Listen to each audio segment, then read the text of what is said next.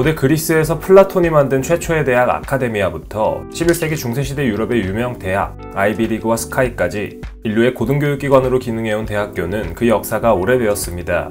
역사가 오래되다 보니 대학에서 공부하는 학생들에게 비싼 등록금 부담을 덜어주고 학생들이 공부에 집중할 수 있게 해주는 장학금이라는 것이 생겨난 것은 어쩌면 당연한 것이 아닐까 합니다. 장학금의 역사는 생각보다 꽤 오래되었고 다양한 형태로 존재하고 있죠. 과연 장학금과 관련된 재미있는 사실에는 어떤 것들이 있을까요? 장학금이라는 제도는 언제부터 시작되었을까요? 고대나 중세에는 돈 많은 사람이 물질적인 지원을 해주는 형태였기 때문에 오늘날의 장학금의 형태와는 조금 거리가 있습니다. 오늘날 우리가 받는 형태의 장학금이 최초로 시작된 것은 미국의 명문대인 하버드에서였죠. 1636년부터 학생들에게 장학금을 지급했다고 하니 그 역사가 정말 오래되었다는 것을 알 수 있습니다. 괜히 명문대로 불리는 것이 아닌가 보네요. 또한 영국의 사업가 세실 로즈가 시작한 로즈 장학금은 로즈 재단에서 운영하고 있는데 1902년부터 현재까지 면학에 힘쓰는 학생들에게 힘을 주고 있습니다. 여러분도 아시다시피 이후에는 수많은 대학들과 재단들이 학생들에게 장학금을 제공하기 시작했죠. 요즘에는 보통 소득 수준에 따른 장학금이나 특정 조건을 만족하면 주는 형태로 제공합니다. 비단 대학과 재단뿐만 아니라 다양한 곳에서도 장학금을 제공합니다. 특히 해외, 그 중에서도 미국은 재미있는 장학금이 많죠. 커피를 좋아하면 도전할 만한 장학금이 미국에 존재하는데요. 커피포레스라는 미국의 커피용품 판매 사이트에서는 히터북스라는 장학금을 지급합니다. 자신이 커피를 얼마나 좋아하는지에 대한 에세이를 써서 내면 최대 500불의 장학금을 받을 수 있다고 하네요. 정말 재미있지 않나요? 또한 미국에서는 시를 써서 내도 장학금을 받을 수 있으며 소고기와 관련된 스피치를 하고도 장학금을 받을 수 있습니다. 이 정도면 그냥 거저주는 돈인 것 같네요.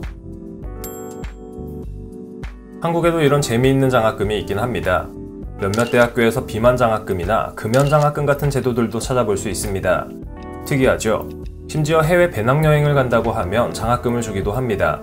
그리고 개개인의 성씨와 종파에 따라 받을 수 있는 장학금도 있으며 성적 경고를 받은 학생들이 다음 학기에 일정 수준 이상의 학점을 받게 되면 다음 학기 등록금을 면제해주는 형태의 장학금도 있습니다.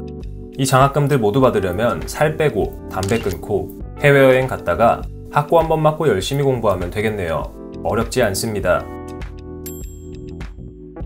하지만 그 중에서도 우리가 가장 쉽게 접할 수 있는 장학금은 바로 한국장학재단의 장학금입니다.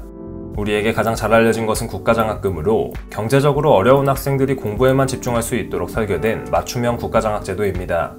2018년 기준 국내에서 학부과정에 재학하는 학생들의 총 등록금 중 53%는 장학금으로 지원됐고 47%는 학생들이 부담했습니다. 53%의 장학금 중 국가장학금 등이 34%를 차지했고 학교에서 주는 교내장학금이 19%를 차지했죠. 그만큼 한국장학재단의 국가장학금이 학생들에게 큰 도움을 주고 있는 겁니다. 한국장학재단에는 국가장학금뿐만 아니라 국가우수장학금, 국가근로장학금, 중소기업 취업연계 장학금, 고교 취업연계 장려금, 푸른등대 기부장학금 등의 다양한 장학금을 제공하고 있습니다. 본인이 어떤 상황이며 어떤 장학금을 받을 수 있는지 안다면 등록금 부담을 줄일 수 있겠지요. 그렇다면 이렇게나 다양한 장학금이 있는데 이 모든 돈을 받을 수 있는 걸까요? 결론부터 미리 말하자면 여러분들의 등록금에 따라 지원받을 수 있는 금액이 다릅니다. 물론 한국장학재단 및 타기관에서 지원하는 다양한 종류의 장학금 및 학자금 대출을 얼마든지 신청할 수는 있습니다. 하지만 이중 등록금 목적으로 장학금 및 대출을 지원받는 경우에는 등록금 범위를 넘어서서 받을 수 없다는 사실을 꼭 알아두어야 합니다. 예를 들어 여러분의 등록금이 한 학기 400만원이라고 가정해 보겠습니다.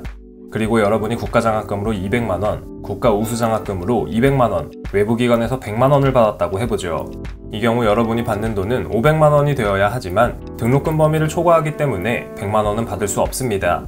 이를 학자금 중복지원 방지제도라고 칭하는데 정부에서 여러 학생들에게 기회를 주어 더 많은 학생들이 학자금 지원의 기회를 받을 수 있도록 하는 것이니 너무 억울해하지는 말아야 하겠죠. 장학금은 정말 다양하며 여러분이 모르는 장학금들도 정말 많습니다. 잘 알려지지 않은 장학금을 받아 열심히 공부할 수 있다면 그만큼 좋은 것이 또 있을까요? 여러 장학금을 찾아보는 것에 시간 낭비하기 싫다면 한국장학재단 홈페이지에 스마트 학자금 맞춤 설계를 참고하면 됩니다. 개인 상황에 맞는 맞춤형 학자금 지원 정보, 대학생활 정보를 확인할 수 있기 때문이죠.